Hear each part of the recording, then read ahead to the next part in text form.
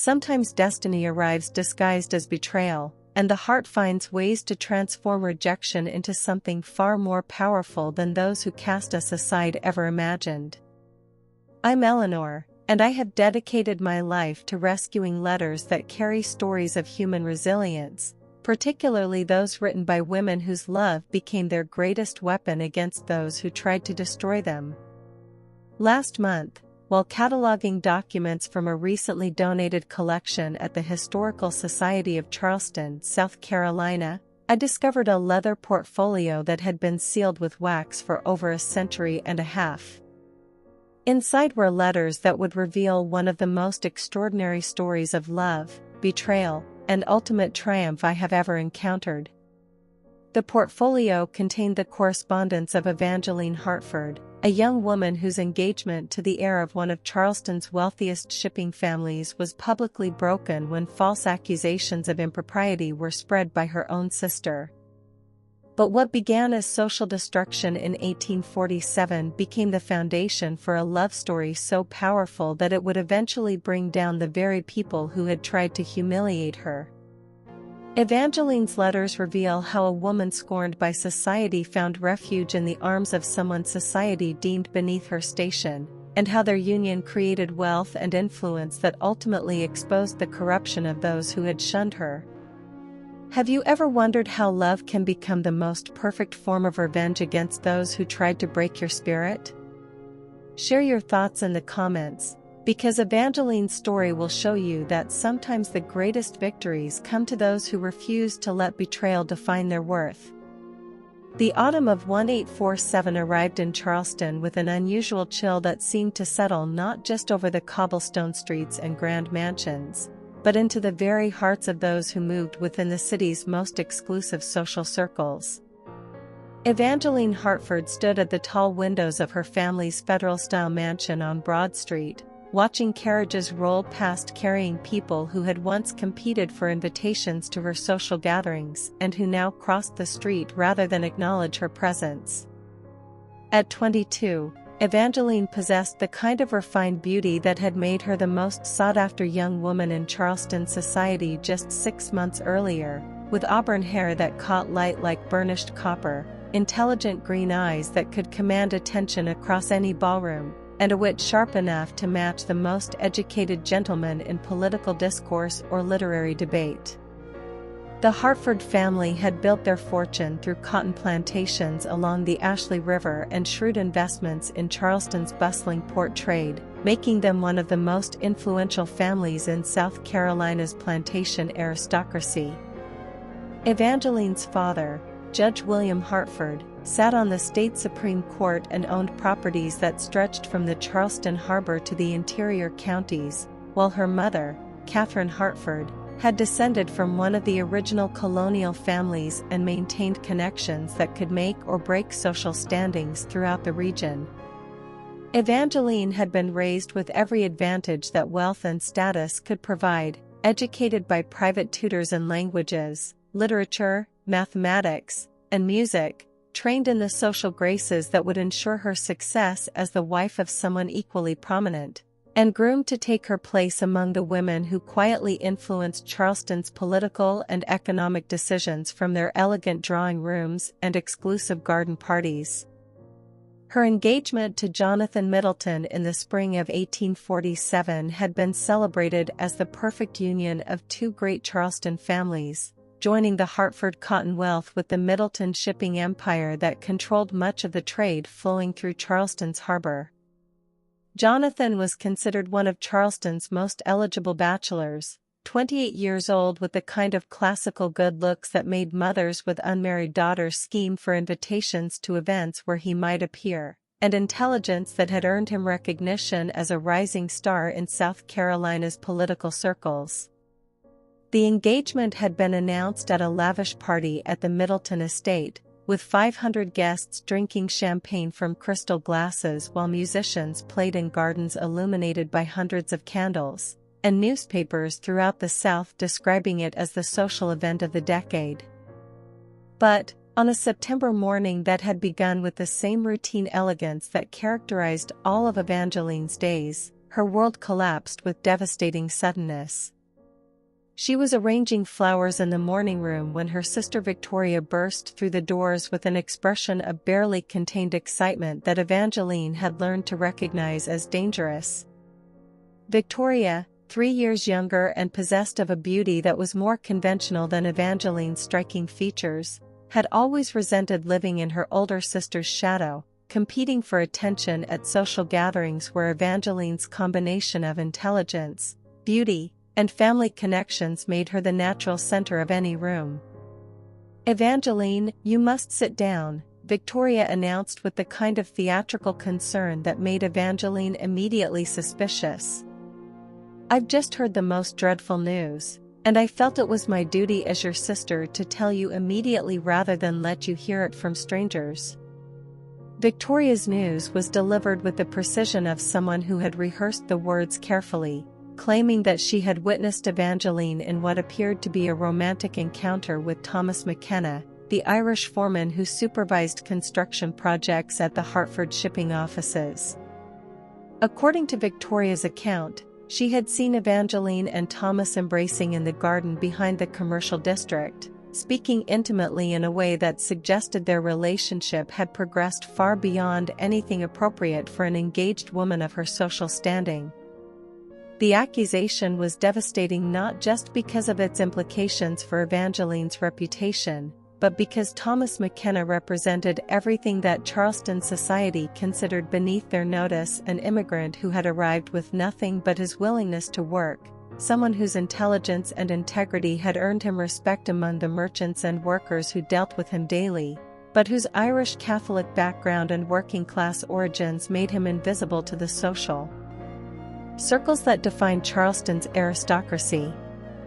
What made Victoria's betrayal particularly cruel was that she knew Evangeline had genuine respect for Thomas McKenna's character and abilities, having observed his work at the family business and recognized his potential in ways that their father and other Charleston businessmen had not.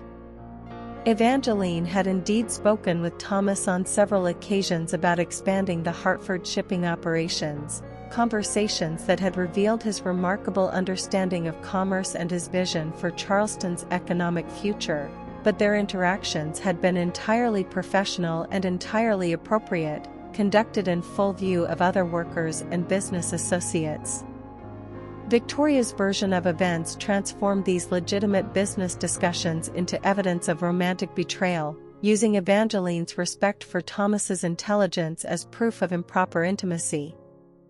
The scandal spread through Charleston society with the speed that only the most delicious gossip could achieve, carried by servants between households, whispered in ladies' parlors over afternoon tea, discussed by gentlemen at their clubs, and reported in coded language by newspapers that dared not print explicit accusations but could hint at disappointments and changed circumstances among prominent families.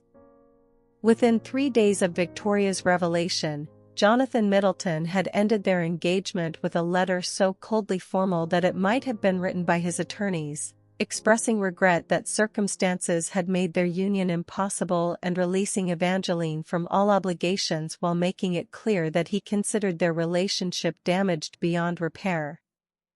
The Middleton family withdrew all social invitations, business partnerships were quietly dissolved, and Evangeline found herself transformed overnight from Charleston's most envied young woman into someone whose presence at social gatherings was considered an embarrassment to host families. The devastating completeness of her social exile might have broken a weaker woman, but Evangeline Hartford possessed an inner strength that had been forged by years of navigating Charleston's complex social politics and a pride that refused to accept public humiliation without understanding exactly how her destruction had been orchestrated. She began to piece together evidence of Victoria's deliberate campaign to destroy her engagement, discovering that her sister had approached several prominent Charleston matrons with variations of the same story, each version crafted to appeal to particular prejudices and social anxieties that would ensure maximum damage to Evangeline's reputation. Victoria had also been cultivating Jonathan Middleton's attention for months before the scandal broke, attending the same social events, positioning herself as a sympathetic confidant who could offer comfort during difficult times, and presenting herself as the more suitable Hartford sister once Evangeline's reputation had been destroyed. Standing at her bedroom window on an October evening, watching carriages arrive at a party to which she had not been invited for the first time in her adult life, Evangeline realized that her sister had orchestrated not just her social destruction but her replacement in the very life she had been meant to live. Victoria would marry Jonathan Middleton, inherit the social position that should have been Evangeline's, and spend the rest of her life enjoying the fruits of betrayal while Evangeline disappeared into the kind of genteel poverty that claimed unmarried women whose families had been touched by scandal. But as autumn deepened into winter, Evangeline discovered that isolation from Charleston society offered unexpected freedoms that she had never experienced during her years as a celebrated belle.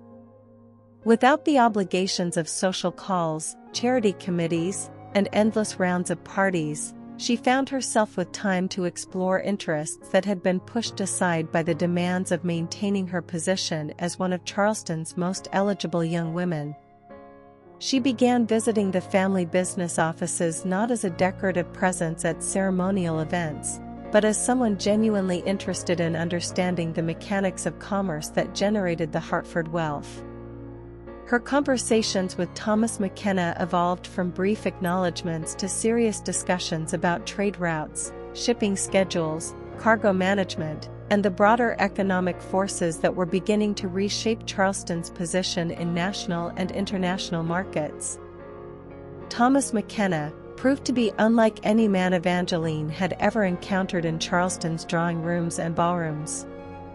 Where the gentlemen of her social circle possessed education, refinement, and inherited wealth, Thomas possessed intelligence sharpened by necessity, integrity tested by hardship, and ambition fueled by the understanding that everything he achieved would come through his own efforts rather than family connections. He had arrived in Charleston 5 years earlier with nothing but letters of recommendation from merchants in Boston who had been impressed by his ability to solve complex logistical problems and his reputation for absolute honesty in financial dealings. His Irish Catholic background had initially made him suspect among Charleston's Protestant establishment, but his results spoke louder than prejudice, and he had gradually earned respect from businessmen who cared more about profits than pedigree. What began as professional discussions about shipping operations gradually evolved into conversations that revealed Thomas to be more widely read than most of the university-educated gentlemen Evangeline had known, more thoughtful about political questions than the ambitious young men who sought political careers through family connections, and more genuinely interested in Evangeline's opinions and insights than anyone had been since her childhood tutors. Thomas treated her intelligence as an asset rather than a curiosity, her business questions as legitimate rather than charming, and her ideas about expanding Hartford operations as worthy of serious consideration rather than indulgent amusement.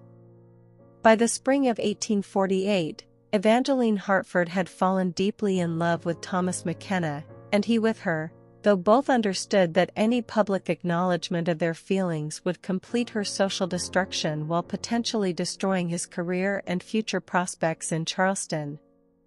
Their courtship unfolded in the margins of legitimate business, during walks through the commercial district where they could speak privately without attracting attention, in letters exchanged through trusted intermediaries, and in stolen moments that carried all the intensity of a relationship that dared not reveal itself to a society that would consider it scandalous beyond redemption. Thomas knew that loving Evangeline Hartford meant accepting responsibility not just for his own future but for hers, understanding that any woman who chose to marry beneath her station faced permanent exile from the world she had been born to inhabit.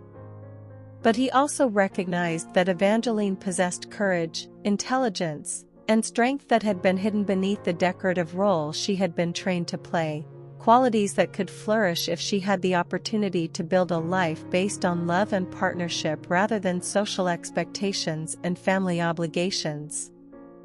Their secret engagement, celebrated with a simple gold ring that Evangeline wore on a chain beneath her dresses, represented a choice that would transform both their lives in ways that neither could fully anticipate. Evangeline had chosen love over social position, integrity over respectability, and a future built through shared effort over the passive luxury of inherited wealth. Thomas had chosen to believe that their love could overcome the barriers that Charleston society had constructed between different classes, backgrounds, and religious traditions, and that together they could create something more valuable than either could achieve alone. The transformation that love worked in both of them became evident to anyone who observed their interactions during the spring and summer of 1848. Evangeline discovered that her years of education and social training had prepared her for more than decorative conversation and ceremonial appearances, that she possessed business instincts and analytical abilities that could contribute meaningfully to commercial enterprises when given the opportunity to develop. Thomas found that his ambitions could expand beyond personal advancement to encompass dreams of building something lasting with someone whose intelligence matched his own and whose social connections, even if damaged, still provided access to information and opportunities that would otherwise remain beyond his reach. As summer turned to autumn in 1848, Evangeline Hartford and Thomas McKenna began to plan not just their marriage but their revenge against the society that had tried to destroy them both. Their love had given them strength to envision a future that would prove their worth through success rather than suffering, and their combined talents had revealed possibilities for creating wealth and influence that could eventually force Charleston society to acknowledge what it had tried to dismiss. The late autumn of 1848 brought news that would change everything for Evangeline and Thomas when Judge William Hartford announced that failing health required him to step back from active management of the family's commercial interests. The Hartford shipping and cotton operations had grown complex enough to require full-time attention from someone who understood both the traditional plantation economy and the evolving demands of international trade. But William Hartford's other business associates lacked either the vision or the energy to handle the challenges facing Charleston's economy as national tensions over slavery and states' rights began to affect commerce throughout the South. Evangeline seized this opportunity with a boldness that surprised even Thomas, proposing to her father that she and Thomas be given joint responsibility for managing the Hartford commercial operations, with Thomas handling day-to-day logistics while Evangeline managed financial planning and strategic decision-making. The proposal was revolutionary not just because it placed a woman in a position of business authority, but because it elevated Thomas McKenna from employee to partner, giving him access to Hartford resources and connections that could transform his prospects from competent foreman to major commercial figure. Judge Hartford's initial resistance to the plan dissolved when Evangeline presented a detailed analysis of the family's business operations that revealed inefficiencies, missed opportunities, and competitive threats that no one else had identified, along with recommendations for improvements that demonstrated both practical understanding and strategic thinking that impressed even her skeptical father. Thomas supported Evangeline's presentation with detailed cost projections, market analysis, and implementation strategies that proved their partnership could deliver results that traditional management approaches had failed to achieve. The combination of Evangeline's analytical insights and Thomas's operational expertise convinced Judge Hartford that his daughter and her chosen partner possessed capabilities that could not only preserve the Hartford commercial empire but expand it in ways that would secure the family's prosperity for generations. The business partnership that began in the winter of 1848 proved even more successful than either Evangeline or Thomas had anticipated, generating profits that exceeded previous years by margins large enough to attract attention throughout Charleston's commercial community. Their joint management style combined the best aspects of both their backgrounds and training, with Evangeline's education and social connections providing access to information about market conditions, political developments, and investment opportunities, While Thomas's practical experience and immigrant perspective revealed inefficiencies and possibilities that established Charleston businessmen had overlooked because of their assumptions about how commerce should be conducted. Their success created a paradox that tormented Charleston society throughout 1849, as prominent families found themselves forced to choose between social prejudices and financial opportunities. The Hartford operations under Evangeline and Thomas's management offered better prices, more reliable service, and more innovative solutions than their competitors, making business relationships with them increasingly attractive even to families who disapproved of the partnership's social implications. Gradually, business necessity overcame social disapproval, and Charleston's most prominent merchants began to acknowledge that Evangeline Hartford and Thomas McKenna had created something that the city's economy could not afford to ignore. By the spring of 1849, their business success had generated enough financial security to allow Evangeline and Thomas to plan their wedding without fear of economic consequences, though they understood that marriage would confirm their permanent exile from Charleston's established social circles. They chose to celebrate their union in a small ceremony attended by the friends and business associates who had supported them during their rise from social outcasts to commercial powers, understanding that their marriage represented not just personal commitment but a statement about their determination to build a life based on love and shared accomplishment rather than inherited privilege and social approval. Their wedding on June 15, 1849, was modest by the standards that would have applied to Evangeline's original engagement to Jonathan Middleton, but it possessed an authenticity and joy that made it memorable to everyone who attended.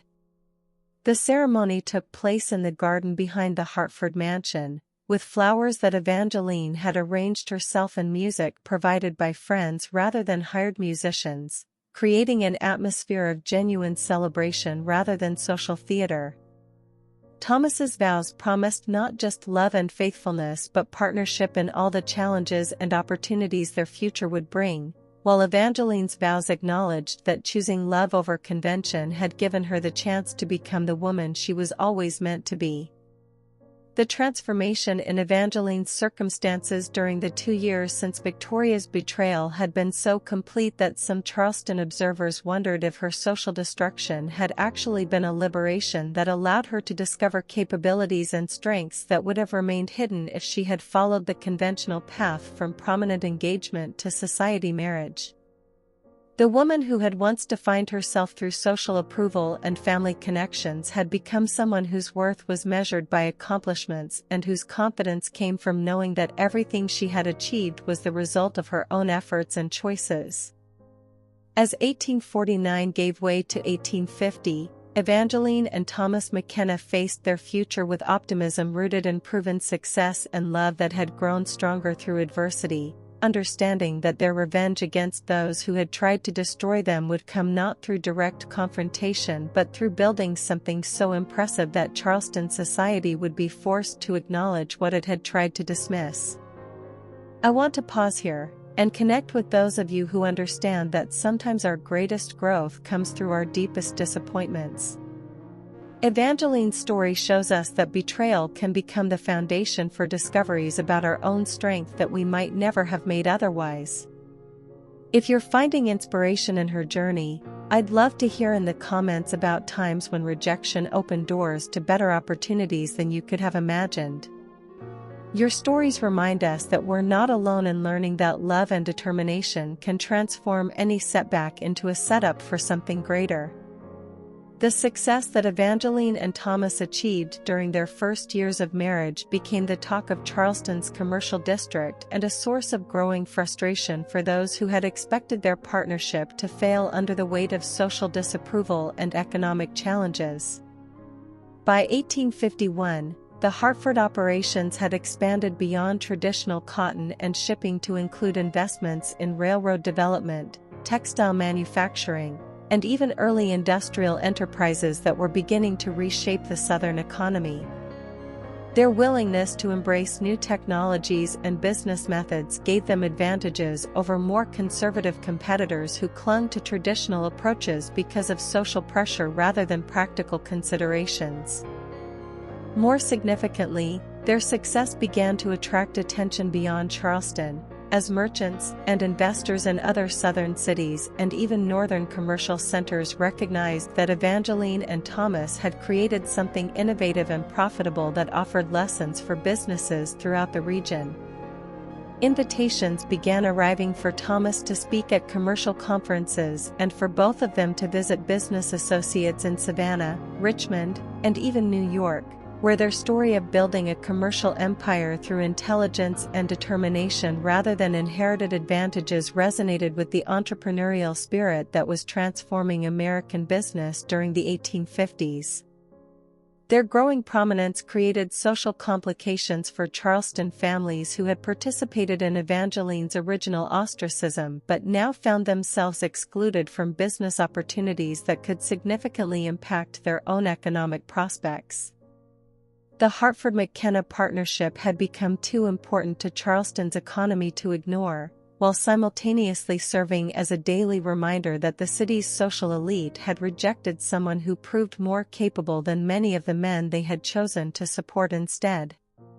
Some prominent families began to reconsider their positions, sending indirect overtures that suggested willingness to restore social relationships if Evangeline and Thomas were prepared to overlook past discourtesies.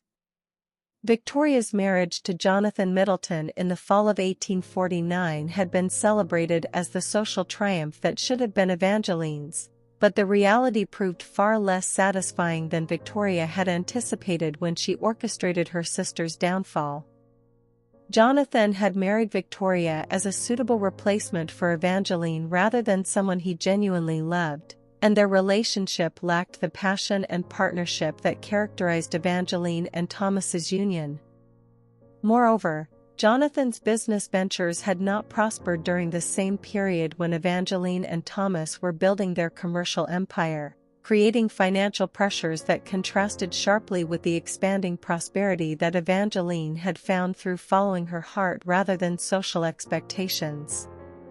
The contrast between the two sisters' circumstances became particularly apparent during Charleston's social season of 1851, when Evangeline and Thomas's growing wealth and prominence made them impossible to ignore even by families who had previously treated them as social outcasts.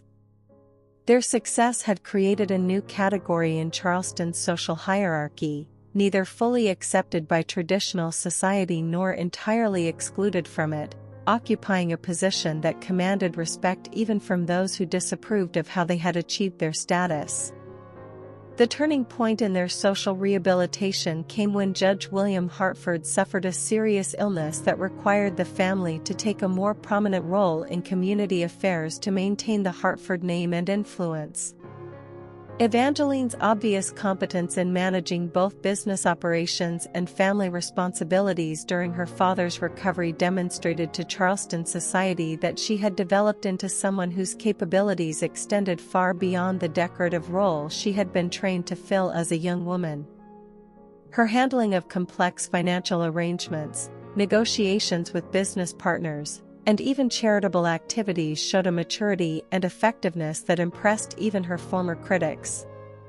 Thomas's role in supporting both Evangeline and the broader Hartford family during Judge Hartford's illness also helped to change perceptions of his character and social position, as prominent Charleston families observed that he possessed not just business acumen but the kind of integrity and loyalty that they claimed to value most highly in their own social circles.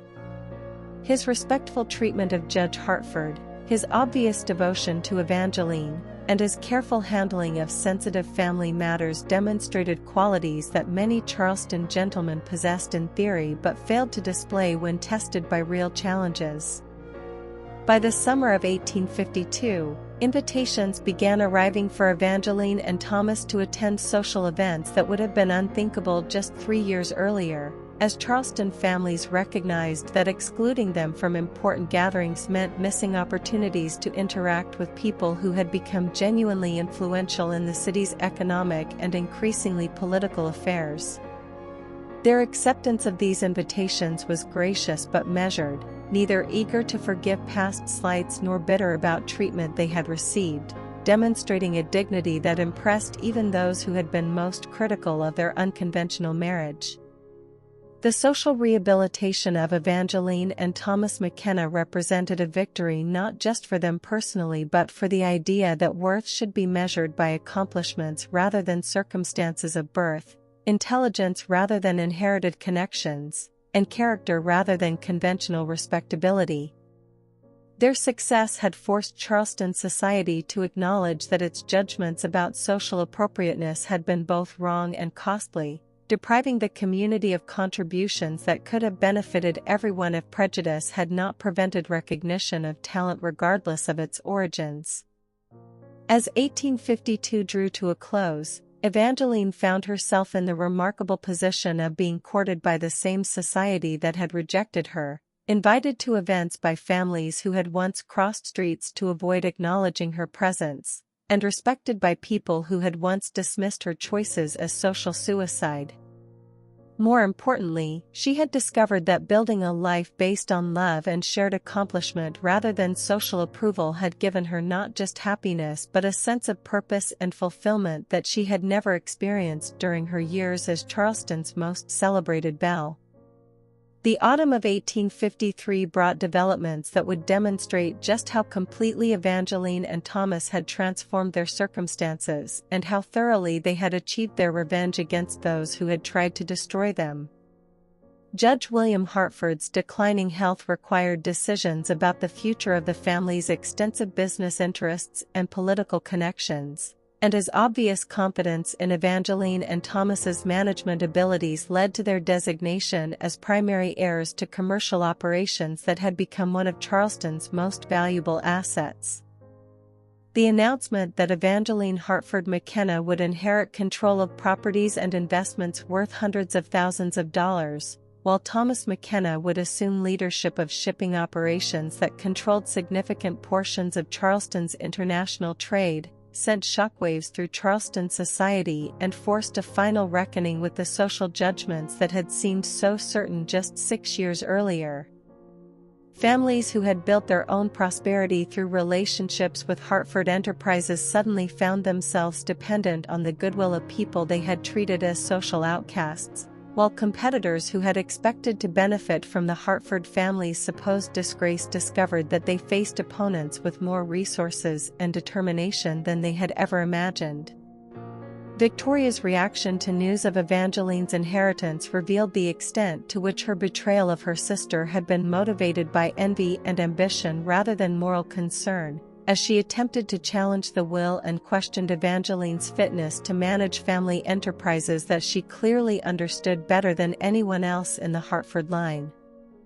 Her efforts to undermine Evangeline's inheritance failed not just legally but socially, as Charleston's business community had observed Evangeline's capabilities firsthand and understood that Hartford operations had prospered under her management in ways that would have been impossible under traditional approaches.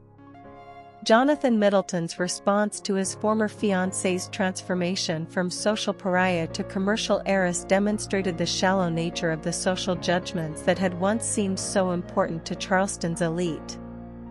His attempts to renew their acquaintance and suggest that past misunderstandings could be resolved were met with polite but firm refusals that made clear Evangeline had no interest in relationships based on calculation rather than genuine regard. Her loyalty to Thomas and satisfaction with the life they had built together contrasted sharply with the social climbing and financial maneuvering that characterized the marriages within Charleston's established families. The final vindication of Evangeline and Thomas's choices came when Judge Hartford recovered enough to attend a formal ceremony transferring business responsibilities to them, an event that required Charleston's most prominent families to publicly acknowledge the couple they had once shunned as leaders in the community's economic and social affairs.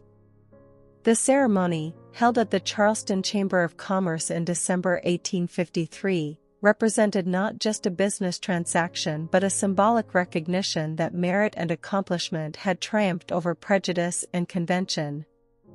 As 1854 began, Evangeline Hartford McKenna found herself in the extraordinary position of being one of Charleston's most powerful businesswomen and one half of a marriage that had become a model of partnership and mutual respect, having achieved through love and determination everything that social convention had told her was impossible. Her transformation from rejected fiancée to commercial heiress demonstrated that sometimes the greatest victories come to those who refuse to accept society's limitations on their potential and who choose to build their lives around love and shared purpose rather than inherited privilege and social approval. Thomas McKenna's journey from Irish immigrant laborer to leader of one of Charleston's most important commercial enterprises proved that American dreams could be realized even in the face of prejudice and social barriers, particularly when supported by love and partnership with someone willing to risk everything for shared goals. His success had not come at the expense of his integrity or his devotion to Evangeline, but through the development of both in ways that enhanced his natural abilities and strengthened their bond. Their love story had become their revenge story, proving to everyone who had dismissed their relationship that they had chosen correctly when they chose each other over social approval, and that the life they had built together was more valuable than anything Charleston society could have offered them separately. Standing together in their private study on a January evening in 1854, reviewing business reports that documented the success of enterprises they had built through shared vision and complementary talents, Evangeline and Thomas McKenna represented proof that love could indeed be the most perfect form of revenge against those who had tried to destroy it. They had not just survived betrayal and social ostracism but had used both as foundations for creating something beautiful and lasting that honored their love while demonstrating their worth to a world that had initially refused to see it. The spring of 1854 brought opportunities for Evangeline and Thomas to expand their influence beyond Charleston's commercial sphere and into political and social reform activities that would complete their transformation from social outcasts to community leaders. Their business success had generated both financial resources and moral authority that could be directed toward causes they considered important, particularly education and economic opportunities for people whose backgrounds had previously excluded them from advancement in Southern society.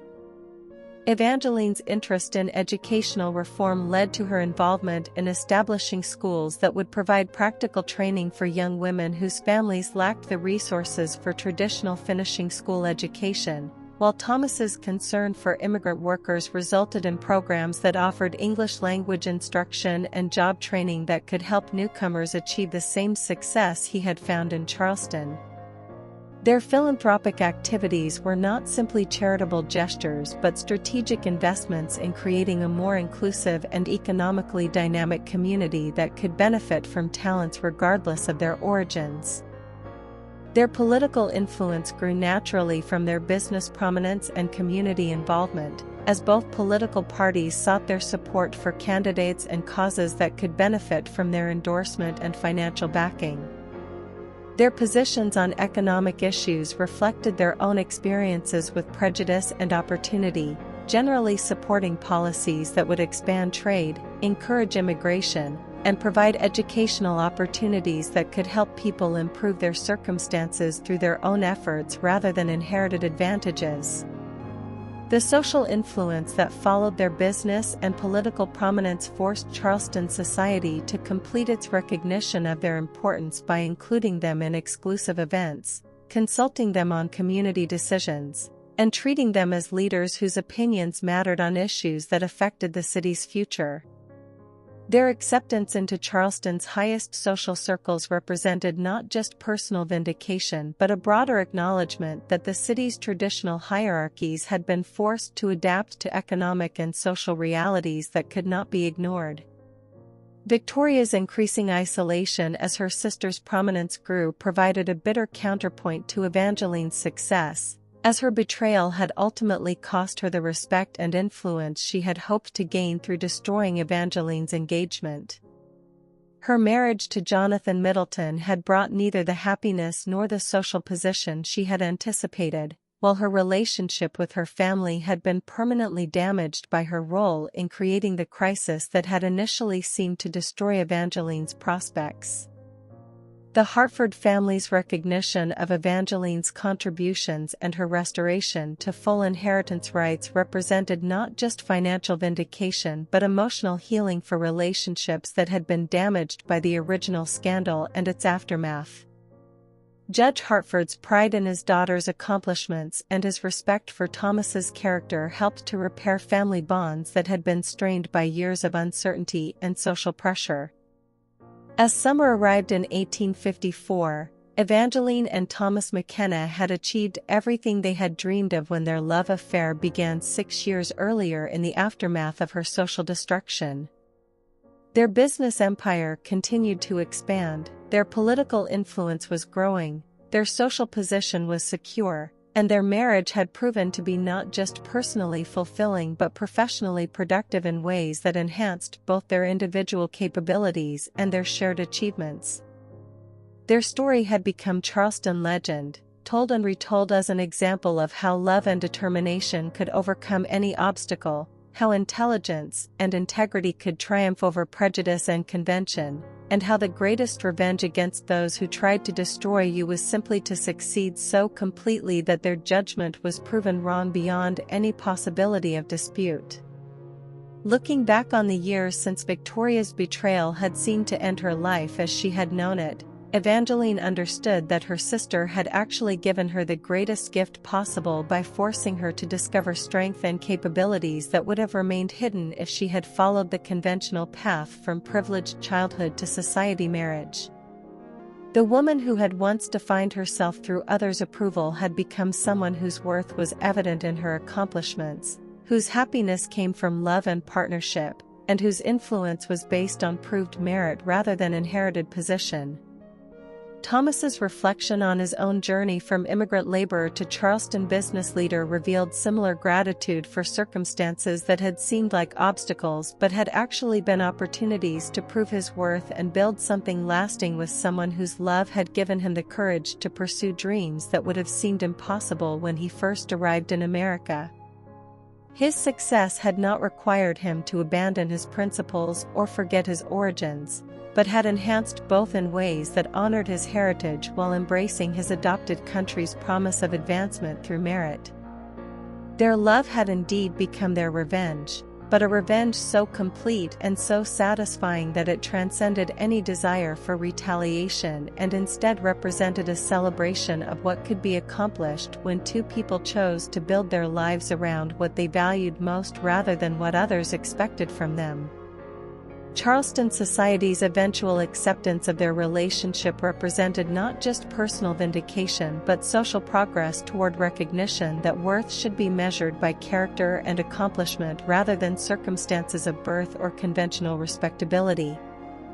In the quiet moments of their private life together, away from business responsibilities and social obligations, Evangeline and Thomas McKenna had found the happiness that Victoria's betrayal had initially seemed to destroy but had ultimately made possible.